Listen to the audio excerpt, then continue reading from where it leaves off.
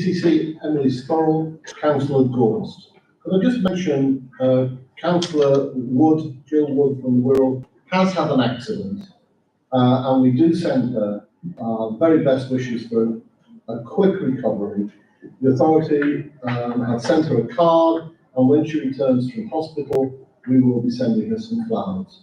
And I think it'll be a little time before she's able to rejoin us, but we send her every best wish. And I've done that already on your behalf. At the end of the meeting, Ian, our current treasurer, it is his last meeting today, and I'll say a few words.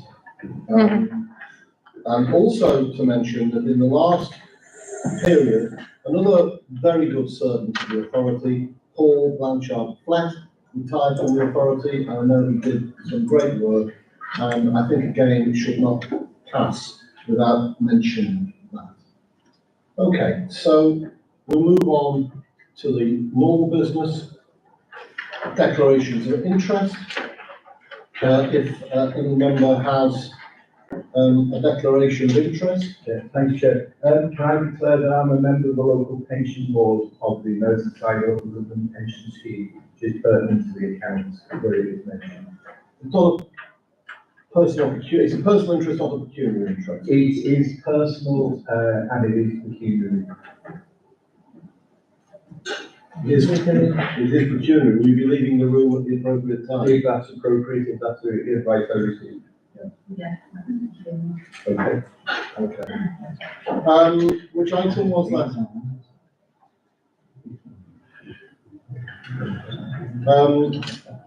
So we go down to minutes of the previous meeting, pages 5 to 13. They're set there before you.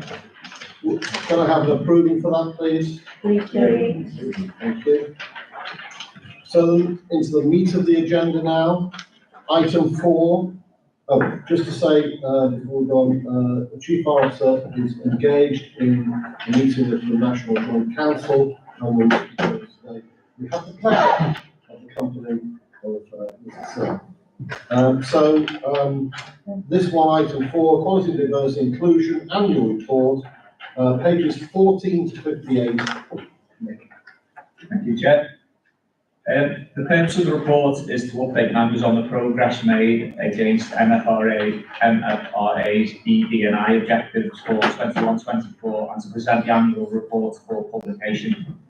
The recommendation is that members note the contents of the report and approve the report for publication on the MFRA website to demonstrate our commitment to ED&I and how it has met the public sector equality duties. Before we go into the report itself, can we just highlight paragraph 5, which details a couple of the duties we must meet to comply with the equality duty. Those being, we must publish information to show compliance with the equality duty annually, and also we must set and publish equality objectives at least every 4 years. Paragraph 13 highlights the fact that staff have been entitled to the creation of the report by either attending staff networks, focus groups, or meetings with our diversity teams. Onto the report itself, page 24 highlights our current equality objectives, which are both internal and externally focused objectives. In addition to those 5 objectives, the fire service has a core code of ethics, which contains 5 additional principles, which are also referred to on page 25 of the report. Within the report itself, pages 28 to 31 detail the statistics for the county of Merseyside as a whole, and then pages 32 to 45 provide examples of how our directorates meet those equality objectives. If you ask members to turn to page 40, I'll just highlight a couple of areas from the report itself. 12.6% of our firefighters are now female, which is against a national figure of 8.2%. So it's really positive from our perspective, but clearly a lot of work still to do there. Also, 9.4% of our supervisory managers are female, which is an increase from 5.3% in the last year. So that's sort of consistent with where we are as we're recruiting more and more females into the organisation. Everyone starts in firefighter. Within our organisation is slowly starting to come through the ranks, so we do anticipate our figure growing through the supervisory into the middle manager and into the senior rank positions over the coming years. So there's some really good work going on there, but still, we appreciate there's a lot of work to do. With regard to pay, from our operational staff, that has increased from 5.7% to 7.1%. And then pleasingly, discipline cases have fallen by 31%, and there's also been a huge reduction in grievances over the last 12 months as well, so really positive in that respect as well. I think that's all I want to mention from the report itself, Chair, but certainly happy to take any questions. Colleagues, thank you. Yes. Thank you, Chair. An excellent report. I think some really good information there. On page 52, it talks about the quartile pay band between males and females. And I think this is a good start. However, I would say, I think one of the biggest areas where women do face discrimination is where they're absent from work for maternity. Now, this raises a whole raft of issues, and I don't know what the solution to that is, but I think one of the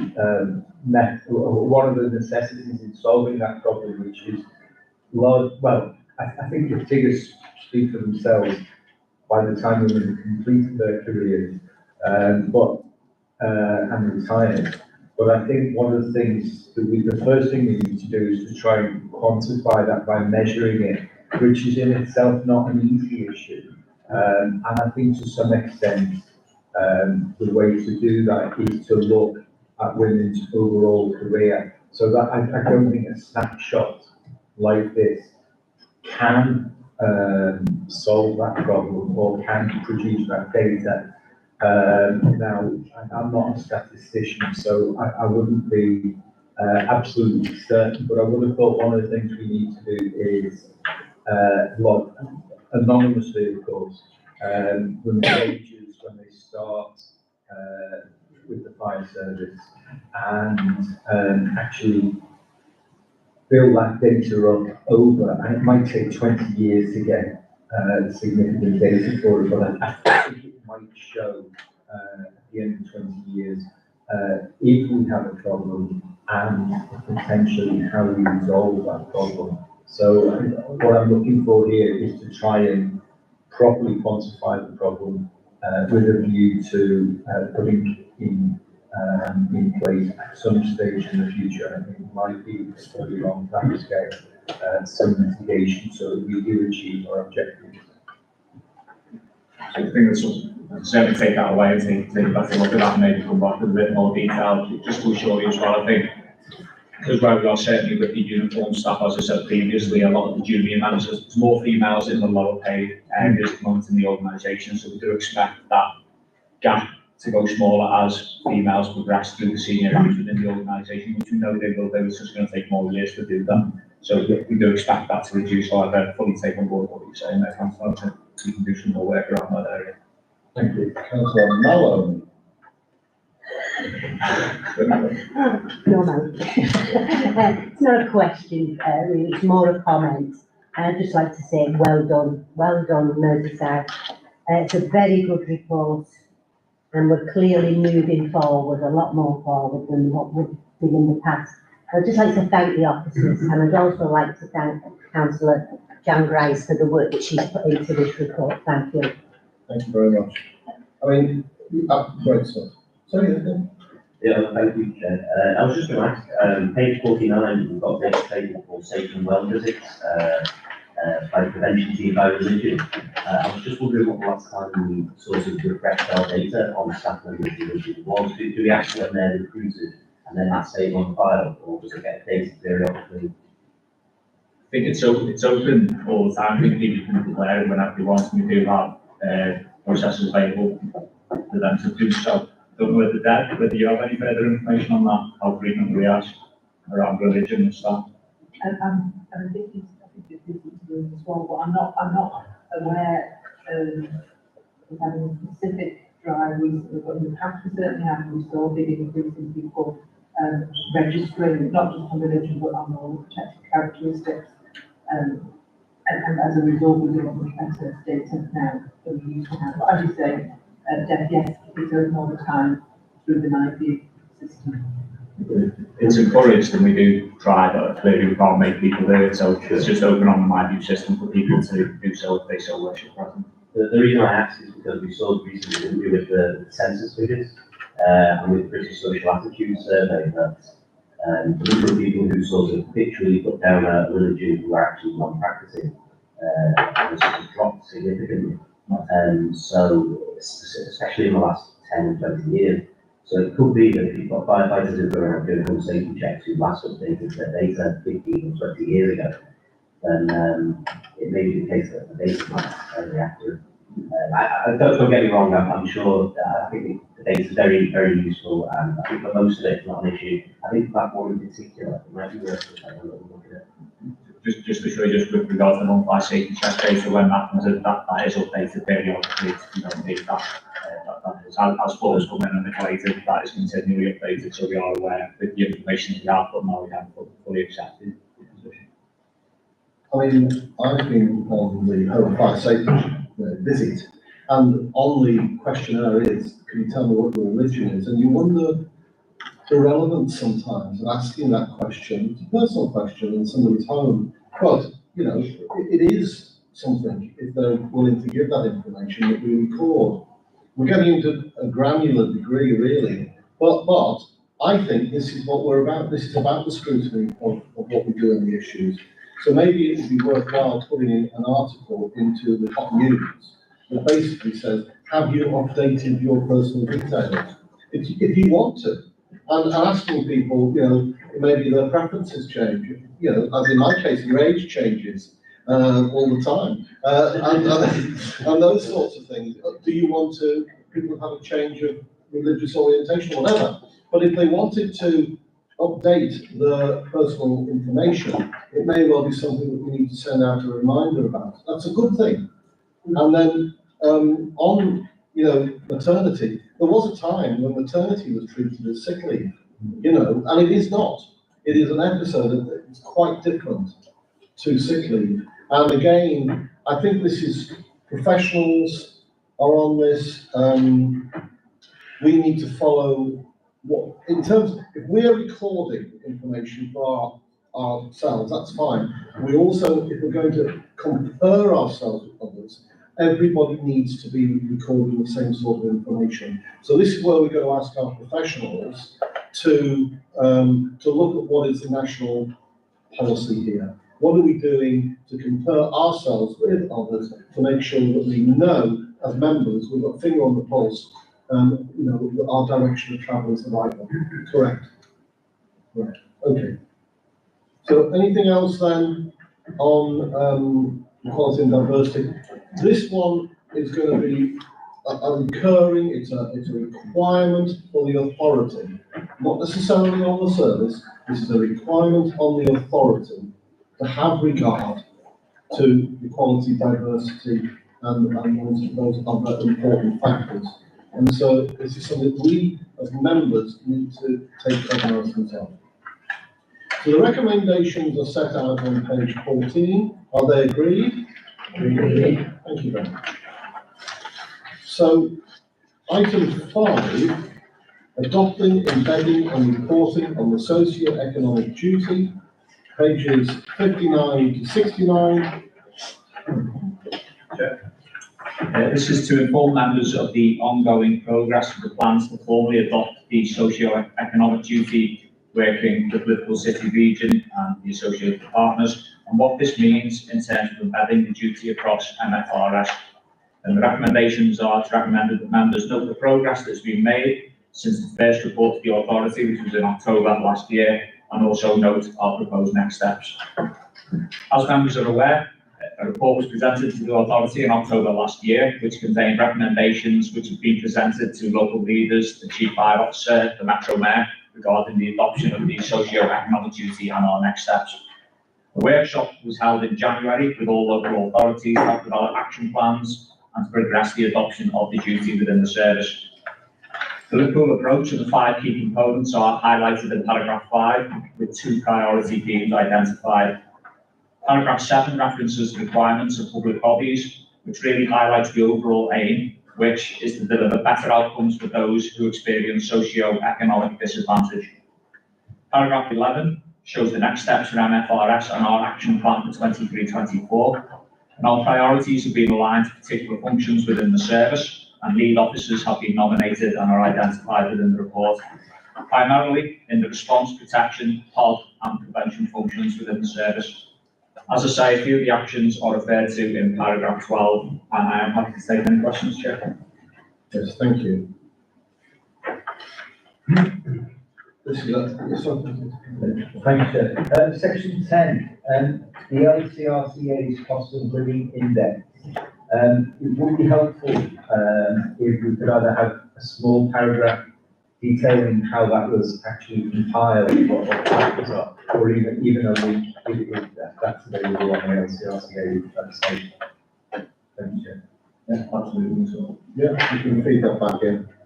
So this is, we took an initiative on this to try and promote this within the city region as an important factor, particularly in a county like this.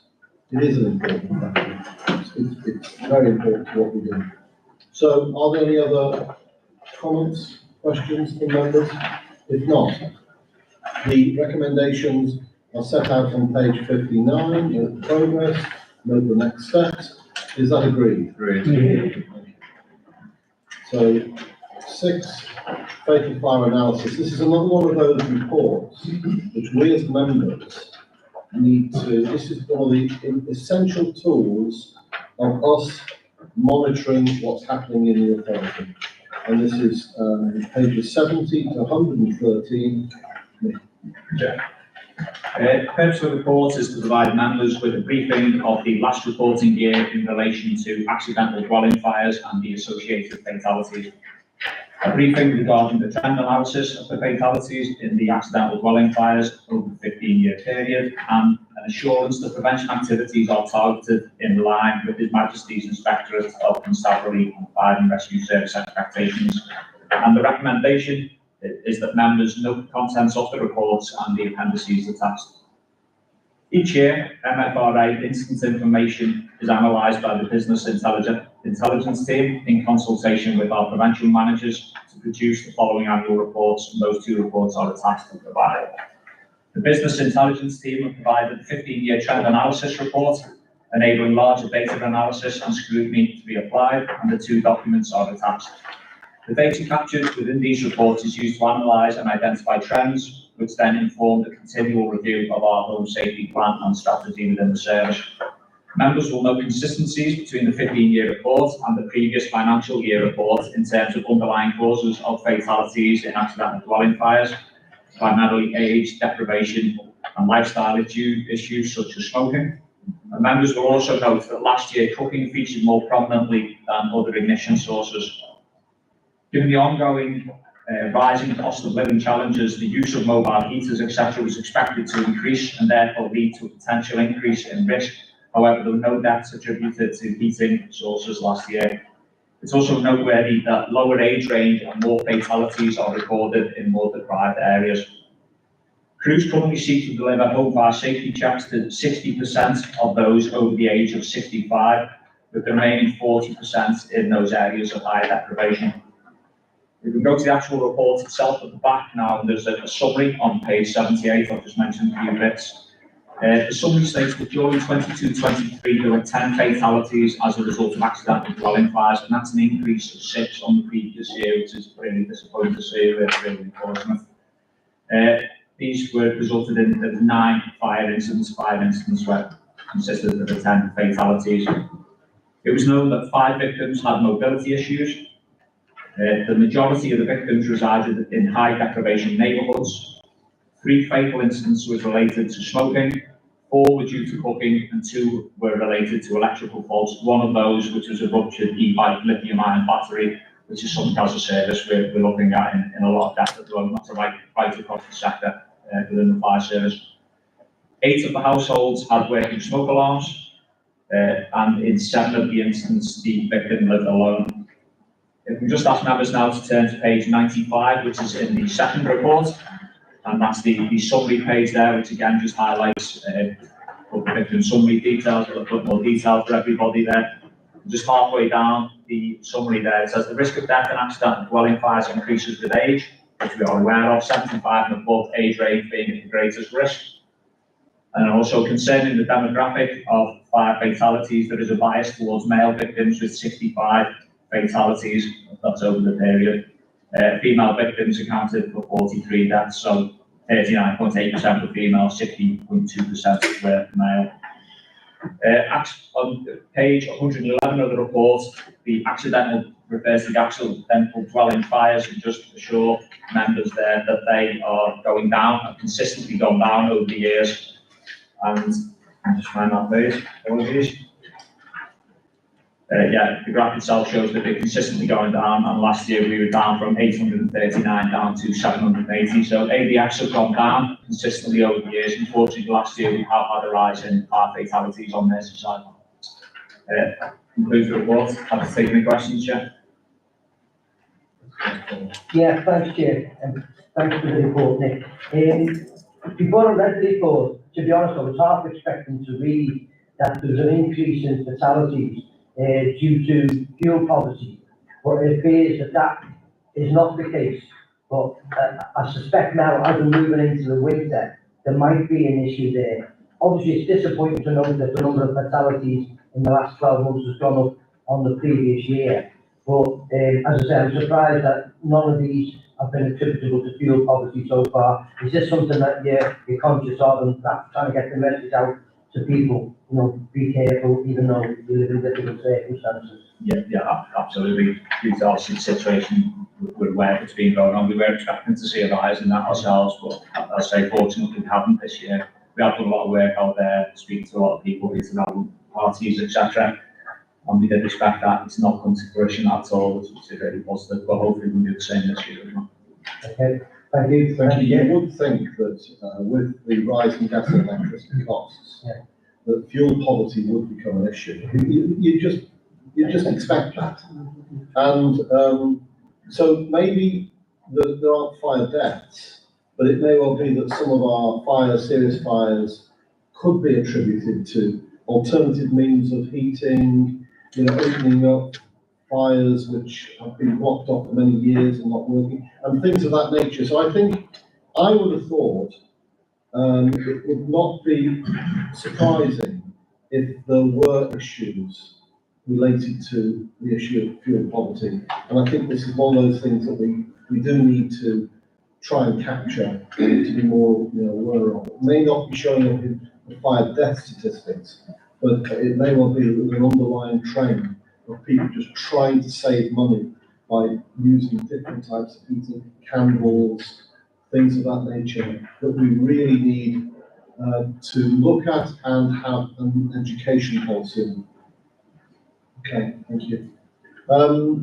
Any other questions on that one? Otherwise, the recommendations are set out on page 70, asking for the members to note that report. Is that agreed? Agreed. So we move on to 7, the realignment of the ICT computer technology capital budget, pages 114 to 118. That's my ICT knowledge here. There's some words here that I can't say, so I've got Ed, my people assistant here, and our ICT guru who might have to step in.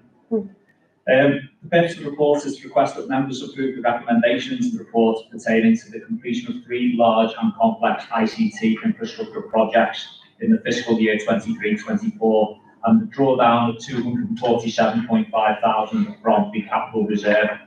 The recommendations is that members approve the increase in the current ICT capital budget of 312.6 thousand in order for the completion of the project to deliver an enhanced local area network project at a cost of 925,000. The increase in the current capital budget of 6.8 thousand in order for the completion of a project to deliver enhanced audio-visual services in the service headquarters conference facilities at a cost of £100,000. The completion of a project to deliver further ICT server virtualization with an upgrade to SQL 2019 at a cost of 450,000. A reduction in planned capital spend of 71.9 thousand. The required rephasing of 0.573 million of planned spend in future years into 23-24. and the drawdown of 247,000 from the capital reserve to fund the required increase in the ICT capital budget. Since setting the budget and widening the scope, quotes for the cost of each of the 3 projects have been obtained. However, have risen against budgeted figures due to the recent increases in inflation and the exchange rate against the pound. And for these reasons, if the project is still to be delivered, the 5-year ICT capital budget for 23-24 will need to be increased by 248,000. Just ask you to turn over the page really to the 2 charts that are on the next 2 pages really. This is really projects that we have in the pipeline over the next few years that we had identified capital spend within the 5-year capital plan. However, we need to bring them forward, so we need to rephase some of the capital expenditure, and then also to get these projects done now, really, while we're building a new training school, while we're doing work in headquarters. It's better that we get them done in the next couple of years instead of prolonging it over the next 4, 5, 6 years that would effectively potentially cost us more money in the long run. So we just after the additional budget expenditure there, that, as I say, will be drawn down from the capital budget. Chair, I'm happy to take any questions about the absolute specifics of the ICT, where Ed might have to step in my It's my stead. SQL, isn't it? That's the one. SQL. I know what I want. Yes, customer. What's the current version of SQL? Standard query language, I understand. 2019. No, that's the one. That's the one. We're currently on 2012. Also, right, so that's quite significant. It's quite a step up. We try and leave it as late as possible. And some of the application suppliers tend not to rush into the latest releases. So we are dictated by the speed they develop their apps as well. But we believe 2019 is a good, safe version to go to, and it will bring us somewhere up to date. It wasn't really questioning you, just wanted to know. Okay, so it's just as that, a realignment. Some things forward, some things backwards. So the recommendations, unless there are more questions or points, I'll set out on page 114 as Deputy outlined. I'm not going to read it all again. It's already read out. And are there, is that agreed? Agreed. So then, item 8, scrutiny forward work plan 23 to 25, pages 119 to 123. Rhea. Thank you, Chair. So the purpose of today's report is to request that members review the proposed scrutiny board work plan for 23-25. Members of the scrutiny committee attended 2 scrutiny workshops in July, where each directorate within the service presented an update and overview of their departmental plans. Based upon that feedback, along with other recommendations that have come from committee meetings in the previous year, Appendix A, which has been produced, is the draft scrutiny forward work plan. Appendix A is on page 122. Due to the number of issues members wish to scrutinise, it proposed that the scrutiny board work plan is a 2-year proposal. Members may note that there is an item on there that covers the environmental impact, both that affects MFRS and how we affect others by our very nature of an emergency service. However, there is a breakdown within the scrutiny board work plan, as obviously dealing with the environment is such a huge topic, we couldn't do it in one or even a couple of scrutiny sessions. So it's proposed to break them down by topics, for example, dealing with climate change and wildfires and how that impacts the service. We know that we're working on our path to net zero. That could, for example, end up being on more than just once as we progress through the plans. So there's a few items that are listed. It is a living document, so it can be added to throughout by the committee.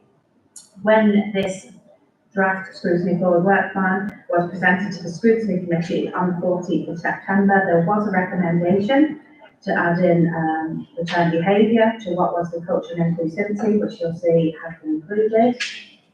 And the proposal is for the end of the municipal year to bring back to this committee and update on the outcomes of the scrutiny topics. It may also be worth just highlighting to members, there are proposed dates. They're very, very, temporary. Items may well come much earlier than what's just currently proposed, as things are progressing and go along. And therefore it's recommended that members approve the proposed scrutiny forward work plan of 2023 to 2025. Take any questions. Thank you. It's flexible, and if anything, what urgent nature comes up, it can be, adopted by the chair of the committee and the committee itself. Are there any questions, points, observations on that? If not, recommendations set out on page 119 of read out. Is that agreed? Agreed. Thank you. So, before we move on to the date of the next meeting, I'll just advise you that I understand that the HMI fire inspector's report, our inspection report, is likely to be, it's embargoed, but will become available next Thursday. So if members would watch out for that report, say it's embargoed till 8 a.m. on Thursday morning of next week. Okay. So,